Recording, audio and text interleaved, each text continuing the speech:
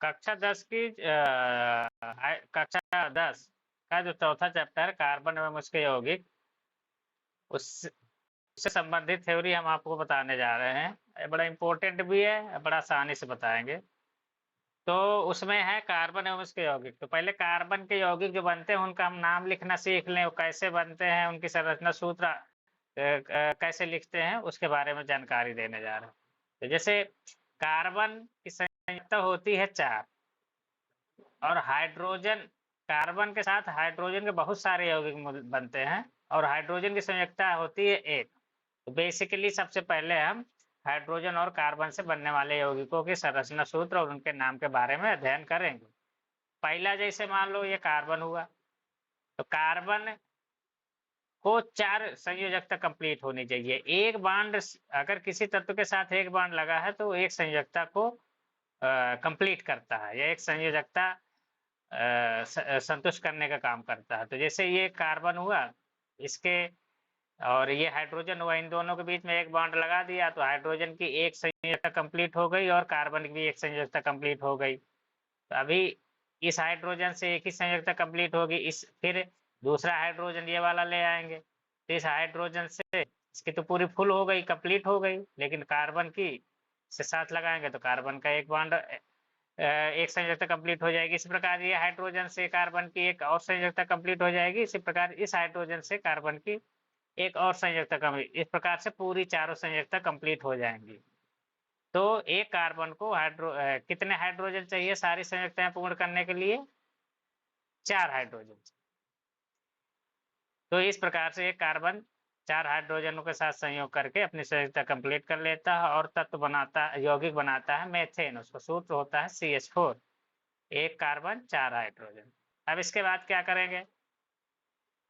इसके बाद हमारा है, मान लो 2 कार्बन है हमारे पास, तो दोनों कार्बनों को आपस में जोड़ देंगे एक बंध से, या बॉन्ड बोलते हैं इंग्लिश में। फिर इस कार्बन की कितनी बचे बॉन्ड, कितने संयोजकता चाहिए उसको, तो बाकी 3 चाहिए, तो 3 हाइड्रोजन लगा के एक एक बॉन्ड लगा के हमने पूरी कर दिया। इधर से भी देखो, इस कार्बन को 3 संयोजकता इसकी बची हुई हैं, तो एक एक हाइड्रोजन लेके एक एक बॉन्ड लगा दिया, इसके बाकी की 3 कंप्लीट हो गई। तो अब इसके पास भी 4 बॉन्ड हो गए, और इसके पास भी इस कार्बन के साथ भी 4 बॉन्ड अटैच हो गए, तो दो चारों संयोजकता पूरी हो गई। और हाइड्रोजन को एक एक बॉन्ड चाहिए, वो तो सबको एक एक है ही है।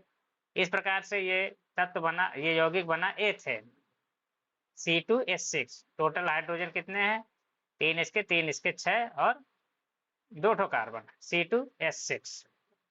इसी प्रकार से अगर हम 3 कार्बन लेते हैं तो 3 कार्बन लेके सबको एक एक बंध से जोड़ दिया, इस कार्बन ये कार्बन ये कार्बन, एक बीच में एक एक बंध लगा दिया।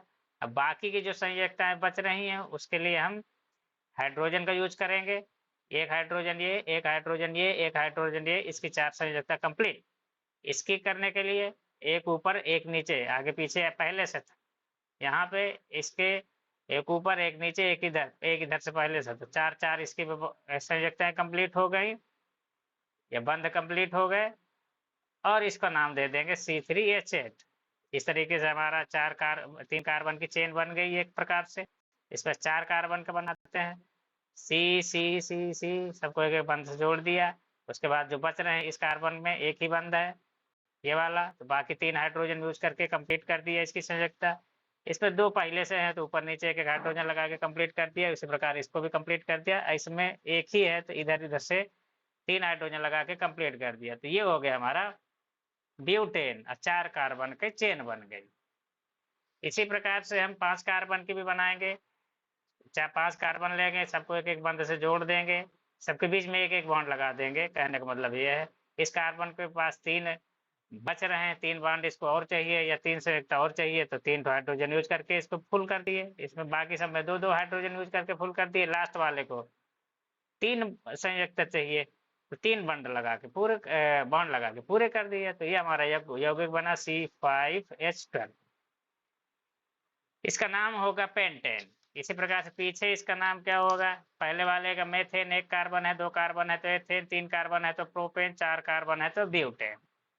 ठीक, इसी प्रकार 5 कार्बन है तो पेंटेन, 6 कार्बन होगा तो हेक्सेन। तरीका वही है, 6 कार्बन लिए, सबको एक एक बॉन्ड से जोड़ दिया, बाकी जो संयोजकताएं बची, ये बाकी तो वो हाइड्रोजन लेके पूरी कर देंगे। जैसे एक हाइड्रोजन, एक हाइड्रोजन, ये एक हाइड्रोजन लिया, सबसे एक एक बॉन्ड लगा दिया। इधर में एक हाइड्रोजन, एक हाइड्रोजन, एक हाइड्रोजन, 3 हाइड्रोजन की जरूरत पड़ेगी। बाकी बीच के जो कार्बन हो सकते हैं सबको दो दो हाइड्रोजन की जरूरत पड़ेगी। जैसे ही दो दो हाइड्रोजन इसमें ज्वाइन करेंगे या बॉन्ड से जोड़ेंगे, सबको 4 4 बॉन्ड मिल जाएंगे। कहने का मतलब सबकी चारों संयोजकता कंप्लीट हो जाएगी। तो एक बंध एक किनारे से एक संयोजकता कंप्लीट करता है, समझ गए? कहने का मतलब ये है, जैसे ये वाला बंध है, इधर इसको एक संयोजकता, इसकी एक संयोजकता कंप्लीट कर दी, दूसरे किनारे से हाइड्रोजन की कंप्लीट कर दी। तो एक बंध अकेले दो संयोजकताएं पूरी करने का काम करता है, ठीक, एक बार में। जिसके बीच में लगा होता है, एक किनारे से हाइड्रोजन की कंप्लीट कर रहा है, दूसरे किनारे से ऑक्सीजन की कंप्लीट, वो सारी कार्बन की कंप्लीट कर रहा है, ठीक। ये है हमारा। इस प्रकार से सारे तत्व कवर हो गए। हमारे हाई स्कूल के सिलेबस में केवल हेक्सेन तक है, 6 कार्बनों की चेन तक है, उतना हमने सीख लिया। उसके बाद आगे सीखेंगे और भी जो हमारे बोर्ड एग्जाम के लिए बहुत इंपॉर्टेंट है। इनको IUPAC नाम बोलते हैं, मेथेन, एथेन, प्रोपेन, ब्यूटेन। ये जो हमारे नाम है, ये मेथेन, एथेन, प्रोपेन, ब्यूटेन और पेंटेन, हेक्सेन, ये इनको बोलते हैं IUPAC नाम। IUPAC नाम हर साल पूछा जाता है और इसका बहुत सारी जगहों पे यूज भी होगा। रिएक्शन वगैरह लिखने में बड़ा आसानी होगी, याद करने में बड़ी आसानी होगी। इन सब चीज़ों को हम करेंगे आगे।